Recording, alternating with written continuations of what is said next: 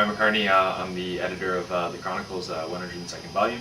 I covered the Chronicle case really from the third indictment of David Evans to the closing of the case April 11th. In terms of kind of what I remember of the case, I mean, I really kind of, I always say that this was really kind of trial by lacrosse for us in a lot of respects. In terms of, this volume came up right when everything was kind of developing, and we were trained at a time when the first indictments were coming down, April 17th, I believe, and right up until that indictment, the March 17th, I think, of David Evans.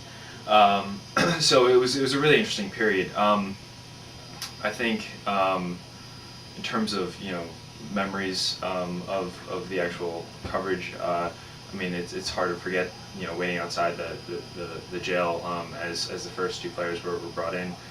We as college journalists, student journalists, watching two of our own students brought in handcuffs to the jail, and swarms of media around them, national and local, and it was just kind of a very interesting, almost surreal kind of period. And then following that, as soon as I became editor, there was say where the previous editor had done some stuff with television, had done television interviews, etc. So those phone calls came in immediately. So it was a very interesting experience, kind of coming into the position for all of us, I think. And it was really, I mean, for us, it was the world of college journalism is really a 5-day-a-week thing. And increasingly with the internet, it's become kind of a 24/7 thing. Especially for us during the lacrosse case, it was a 24/7 thing.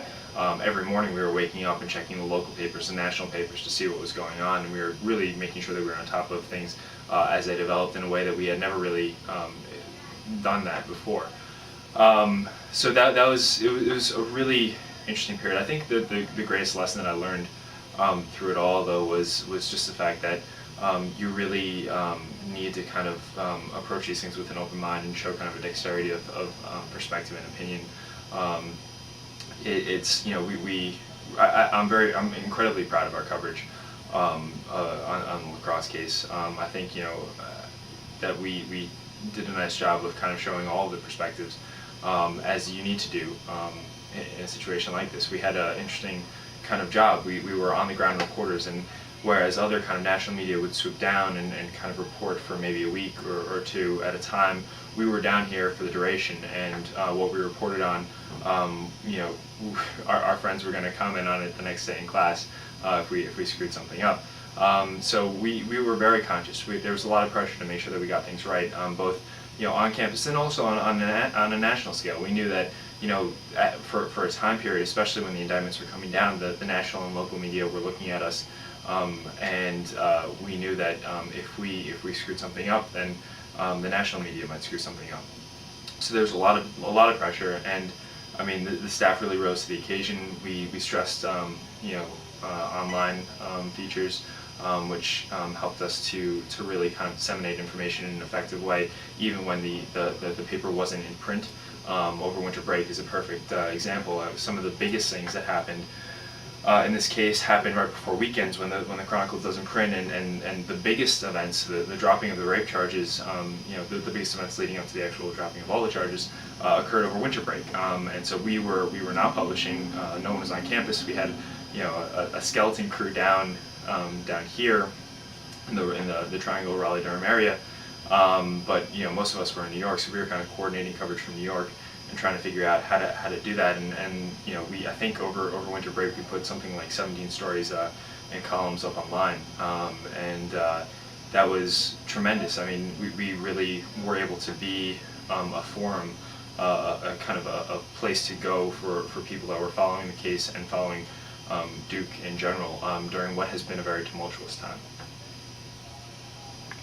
What was one of your favorite moments this year about the coverage? Favorite moments? Favorite is yeah, I guess that's something. What is your most memorable moments? I think some of the most memorable moments, I think, I said that waiting outside the jail was certainly a memorable moment, certainly not a favorite moment. And then I think when the charges were dropped, that was kind of I think for our volume, we that was in Raleigh, so we had a number of the kind of top editors that had been covering this story all along went to Raleigh.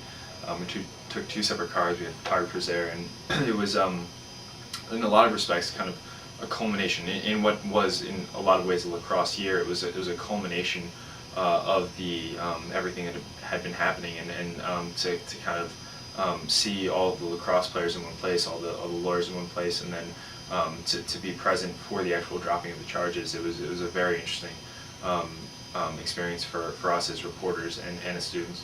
So I would say that was probably one of the most memorable moments.